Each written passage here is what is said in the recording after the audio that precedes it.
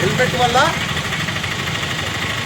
Helmet పెట్టుకోకుండా మనం కింద ఉన్నామనుకో ఖచ్చితంగా మనకి చనిపోవడానికి అవకాశం ఉందా లేదా? చనిపోతాడు కాబట్టి మనం హెల్మెట్ ధరిస్తే చనిపోదు, జరిగినా బతికే అవకాశం ఉంటుంది కాబట్టి కొద్దిగా బాగుంటుంది. మీరు ఆలోచన చేయాల్సినది యాక్సిడెంటే జరగకూడదు. ఎలా చేయాలి? హెల్మెట్ పెట్టుకోవాలి. స్పీడు 100 మనము ఈ దీంట్లో మనం హైవే ఎక్కుతానే 100-120 కొట్టుకుంటూ ఉంటారు. ఇప్పుడు పల్సర్ బండ్లు కానీ ఇవన్నీ పెద్ద సీసీ ఎక్కువ ఉన్న బండ్లన్నీ కూడా 150 వరకు పోతూ ఉంటారు. అది ఒక్కసారిగా 2 వీలర్ జర్కొచ్చింది అనుకోండి, పడతామా పడమా? సో మనకు మీ దగ్గర ఉన్న బండిని బట్టి దాని కెపాసిటీని బట్టి మీరు స్పీడ్ లిమిట్ కూడా పెట్టుకొని నెమ్మదిగా వెళ్ళాలి. 2 వీలర్లో తాకోకుండా డ్రైవ్ చేయాలి. హెల్మెట్ పెట్టుకున్నప్పుడు ప్రమాద తీవ్రత తగ్గుతుంది కాబట్టి అందరూ ఏం పెట్టుకోవాలా? హెల్మెట్ యొక్క సేఫ్టీ. హెల్మెట్ వలన ఏంటి? ప్రాణాలకు సేఫ్టీ. సో తాగి నడిపితే కింద పడతామా లేదా? చెప్పు భాష.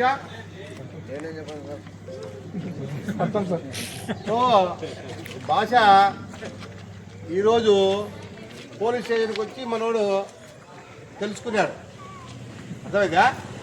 అందుకే ఏం చెప్పుకోకున్నాడు, అర్థమైందా?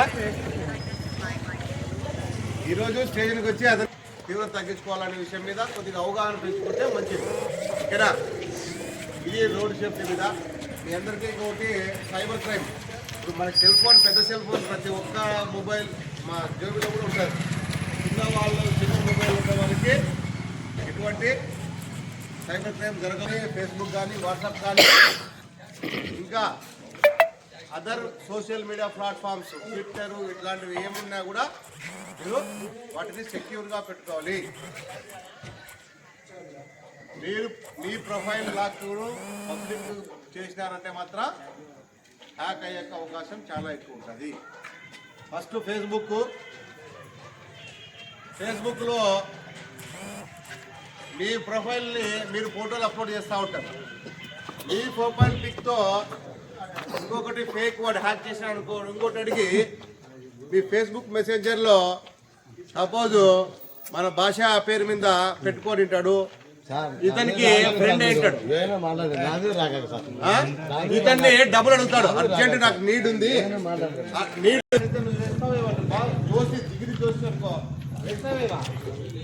అదే మీరు ఎస్ఐనా నా ప్రొఫైల్ పిక్ యాడ్ చేసి ఇప్పుడు 2 స్థానాలు పడి మీ అందరూ నాకు ఫ్రెండ్షిప్ అయింటారు, దాంట్లో యాడ్ అయింటారు. అప్పుడు మీకు నా నుంచి రిక్వెస్ట్ వచ్చింది అనుకో, మీకు ఏమనిపిస్తుంది? మా సార్కి ఎప్పుడు మనం అడగలే, ఇమ్మీడియట్గా చేద్దామని అనిపిస్తుందా?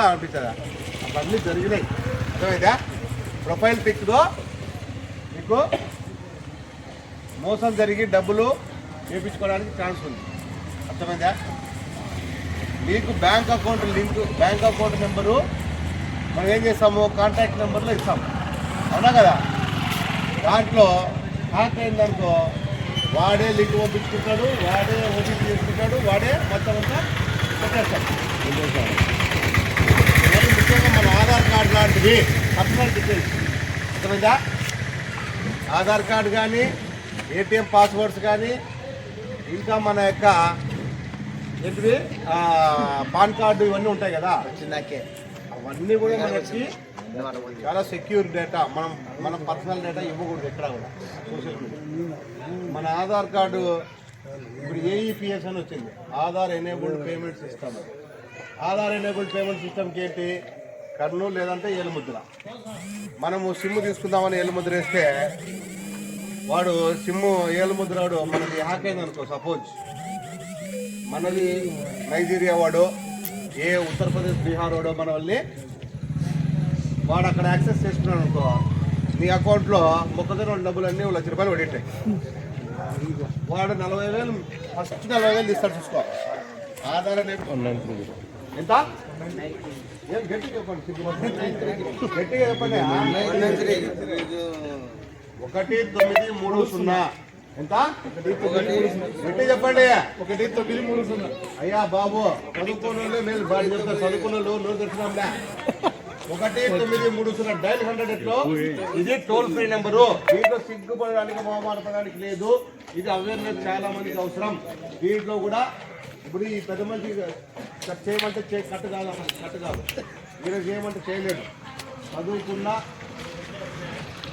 మనకు నాలెడ్జ్ ఉంటేనే దానికి హ్యాక్ అయిపోతున్నాయి సైబర్ క్రైమ్.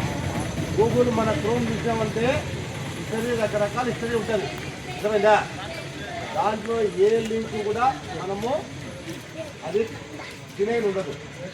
ఒక్కటి నొక్కితే ఇంకో దాని పెట్టాలి. సపోజ్ నువ్వు ఆర్ఆర్బి అప్లై చేద్దామని చెప్పేసి ఆర్ఆర్బి సైట్ ఓపెన్ చేస్తావు.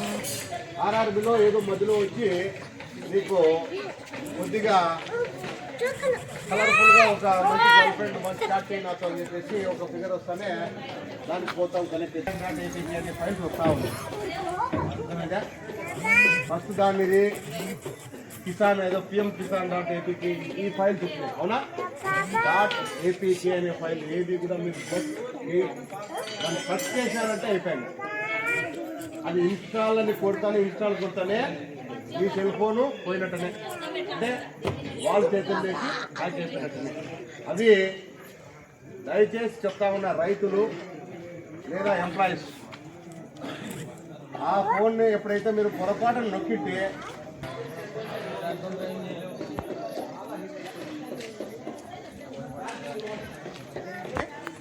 లాక్ చేసుకొని పెట్టుకోండి. మీరు ఎవరికి యాక్సెస్ ఇవ్వకండి మ్యాక్సిమం. అట్లాంటప్పుడు మీరు ఈ .apk ఫైల్ని రిమూవ్ చేసేంత వరకు కూడా మీరు సెక్యూర్గా ఉన్నట్టు కాదు. ఇది తెలుసుకోండి. ఇంకా మ్యాక్సిమం ఈ .apk ఫైల్స్ తర్వాత మీకు నెక్స్ట్ వచ్చేది ఏంటి అంటే కొద్దిగా మీరు సెర్చ్ చేసే సైట్స్ని బట్టి మిమ్మల్ని ఇంటెలిజెన్స్ బ్యూరో వాళ్ళమని మీకు సిబిఐ వాళ్ళమని మిమ్మల్ని అరెస్ట్ చేస్తున్నామని మీకు ఆన్లైన్లోకి వచ్చిన తర్వాత యూనిఫామ్లో చూపిస్తాడు, జడ్జి దగ్గర చూపిస్తాడు. ఇక మీకు రకరకాల వాళ్ళ సినిమా కలర్ఫుల్గా చూపించి మిమ్మల్ని అరెస్ట్ చేస్తున్నాం, మీరు ఇమ్మీడియట్గా అయిపోతున్నారు డిజిటల్ అరెస్ట్ అని చెప్పేసి అప్పుడు మీరు తెలుసుకోవాల్సిందండి. ఒకవేళ వేసింటే కూడా వితిన్ 2 minutes లేదంటే ఒక 5 minutesకి మీరు ఇమ్మీడియట్గా 193 చేస్తే మీ అమౌంట్ సెక్యూర్గా ఉంటుంది. మీ అమౌంట్ మీకు తిరిగి వచ్చేదానికి వితిన్ 3 monthsలో మీ అమౌంట్ తిరిగి మీ అకౌంట్లోకి రావాలంటే అవకాశం ఉన్నట్టు. ఏంటి టోల్ ఫ్రీ నెంబర్ అయితే 1930. ఇన్సూరెన్స్లో మోసపోయినా అదే. ఎనీ సైబర్ క్రైమ్ నెంబర్ ఎంత? 1930 అనేది స్ట్రాంగ్గా మైండ్లో ఫిక్స్ కాండి. ఓకేనా? దీనివల్ల పల్లెల్లో విపరీతమైన పల్లెల్లో కూడా అమౌంట్లు విపరీతంగా కట్ అయిపోతున్నాయి.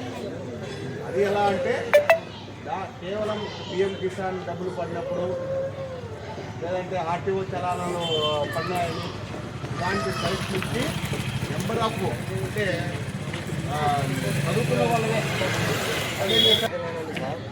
దానికి ఒకవేళ డ్రంకీ డ్రైవింగ్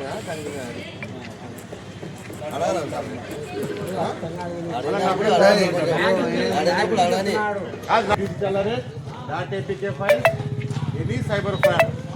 లేదా మన వాళ్ళు పిల్లలు మనం ఇంటర్ డిగ్రీను బీటెక్లో చదువుతున్న పిల్లలు ఏం చేస్తాము, కర్నూలులోనో నంద్యాలలోనో ఎక్కడో మనం విజయవాడలోనో ఎక్కడో చదివిస్తూ ఉంటాం.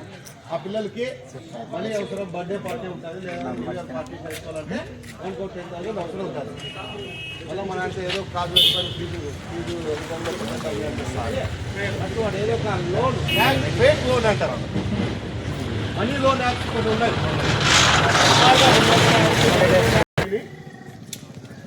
ఫేక్ లోన్ యాప్లు అనేది తీసుకోవు.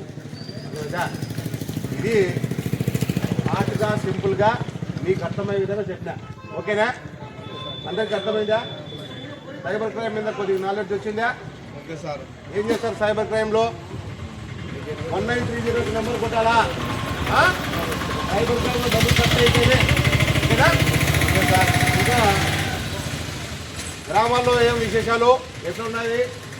పర్సనల్ మనము అవతల పర్సనల్ కేర్ చేసుకోకుండా సమస్యలు ఉంటే అది అధికారులు చూసాము. ఇప్పుడు నీళ్ళు ఎక్కువగా ఈ గ్రామాల్లో చూసాం మనము. ఇంటి దగ్గర ఆ సైడ్ కాలువలు లేక నీళ్ళు బయట వస్తే అవి కాస్త పక్కనింటోళ్ళు ముందరింటోళ్ళ నుంచి వంట అయిపోయే సిచ్యువేషన్కి వచ్చినాయి. ఈ గ్రామంలో చూసిన అబ్జర్వేషన్ పేకాట, గ్యాంబ్లింగ్ లేకపోతే మద్ద ఇలాంటి విషయాల మీద మాకు ఇన్ఫర్మేషన్ ఇవ్వాలనుకుంటే గ్రామాల్లో నా నెంబరు 9121101184 ఈ నెంబర్కి మీరు ఫోన్ చేసి సమాచారం ఇస్తే సమాచారం ఇచ్చిన వాళ్ళకి వాళ్ళ విషయాలని వాళ్ళని గోప్యంగా ఉంచుతూ ధైర్యంగా మీ వెనక నేను ఉంటా. ఓకేనా? సో అందరికీ థ్యాంక్ యూ, ధన్యవాదాలు. Thank you. సో మీ ఇప్పుడు సమస్య చెప్తాను.